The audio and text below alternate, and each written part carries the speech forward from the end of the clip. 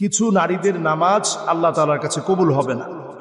তো হাদিসের মধ্যে এ জাতীয় শব্দ চয়ন আছে কিনা, সরাসরি নারীদের কথা বলে এ জাতীয় কথা বলা আছে কিনা, অত্যন্ত গুরুত্বপূর্ণ একটি বিষয়।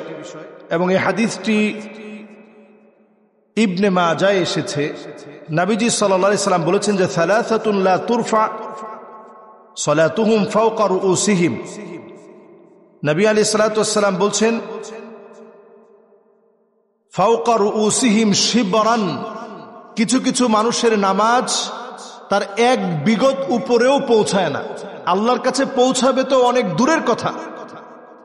ফাওকা রুউসিহিম শিবরান, তাদের মাথার উপরে এক বিগত উপরেও তার নামাজটা পৌঁছায় না। তিন শ্রেণীর মানুষের কথা বলা হয়েছে। এর মধ্যে প্রথম শ্রেণীর কথা হচ্ছে রাজুলুন আম কওমান ওয়া হুম লাহু কারিহুন, যে ব্যক্তি নেতৃত্ব দেয় কিন্তু সবাই তাকে অপছন্দ করে। একজন নেতা যদি নেতা হয়, মানুষ তাকে পছন্দ করবে। যদি পছন্দ না করে, এমন নেতার নামাজ আল্লাহর কাছে তার মাথার এক বিগত উপরে পৌঁছায় না। ফাওকা রুউসিহিম শিবরান, মাথার উপরে এক বিগত দূরেও তার নামাজটা পৌঁছায় না। এই জন্য এই বিষয়ে অত্যন্ত সতর্ক হওয়া আমাদের প্রত্যেকের জন্য জরুরি। এরপরে আসেন, ওই নারীর নামাজ আল্লাহর কাছে পৌঁছায় না ওয়া ইমরাআ বাতাত যাওজুহা আলাইহা সাখিত, যেই নারীর উপরে তার স্বামী রাগান্বিত হয়ে আছে, এমত অবস্থায় রাত কাটিয়ে ফেলেছে।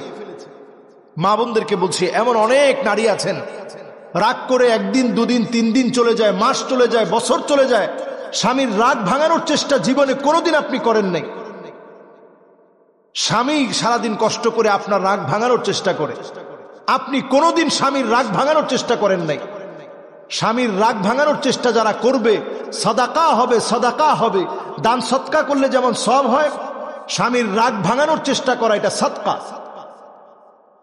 কিন্তু আমরা স্বামীর রাগ ভাঙানোর চেষ্টা করি না। ওই অবস্থায় আপনি ঘুমিয়ে গেলেন, ওই অবস্থায় যদি মৃত্যু হয়, আল্লাহ তাআলা আপনার উপরে রাগান্বিত হয়ে আছেন, ওই অবস্থার উপরে আপনার মৃত্যু হবে। ওই অবস্থায় যদি আপনি নামাজ পড়েন, নবীজির হাদিস বলতেছে তার নামাজ আল্লাহর কাছে কবুল হবে না। ফাওকা রুউসিহিম শিবরান, আপনার নামাজ এক বিগত পরিমাণও যাবে না। মা বোনদেরকে বলছি, খবরদার, এই বিষয় থেকে ফিরে আসুন। স্বামীর সঙ্গে রাগ হয়েছে, সুন্দর একটা কথা বলে প্রশংসা করুন, রাগ মাটি হয়ে যাবে। স্বামীকে হাসানোর চেষ্টা করেন, স্বামীকে মনোরঞ্জন দেওয়ার চেষ্টা করেন, স্বামীর মন বোঝার চেষ্টা করেন। এরপর রাসূল করিম সাল্লাল্লাহু আলাইহি ওয়াসাল্লাম বলছেন ওয়া আখাওয়ান মুতাসারিআন, দুই ভাইয়ের মধ্যে বাকবিতণ্ডা হয়েছে, তর্ক বিতর্ক হয়েছে, এরপরে কথাবার্তা সব বন্ধ হয়ে গেছে। ভাই ভাই আর কথাবার্তা নাই। ভাই ভাই কথা চালু করেন, দ্রুত সম্পর্ককে বিল্ড আপ করেন। একজন মুসলিম আর একজন মুসলমানের সঙ্গে কথা না বলে থাকতে পারে না। অন্তত সালাম দিয়ে সম্পর্ক ঠিক রাখেন, মহব্বত বৃদ্ধি করার চেষ্টা করেন। সে শত্রুতা করলো, আপনি মিত্রতায় তার শত্রুতাকে ভুলিয়ে দেন। আল্লাহ রাব্বুল আলামিন এটার মধ্যে সওয়াব রেখেছেন। তৃতীয় পক্ষ হিসেবে আপনি দুইজনের মধ্যে সম্পর্ক কিভাবে বাড়ায় দেওয়া যায় সেই চেষ্টা করেন, আপনি সওয়াবের মধ্যে অন্তর্ভুক্ত হবেন। আল্লাহ রাব্বুল আলামিন আমাদেরকে বোঝার তৌফিক দান করুক।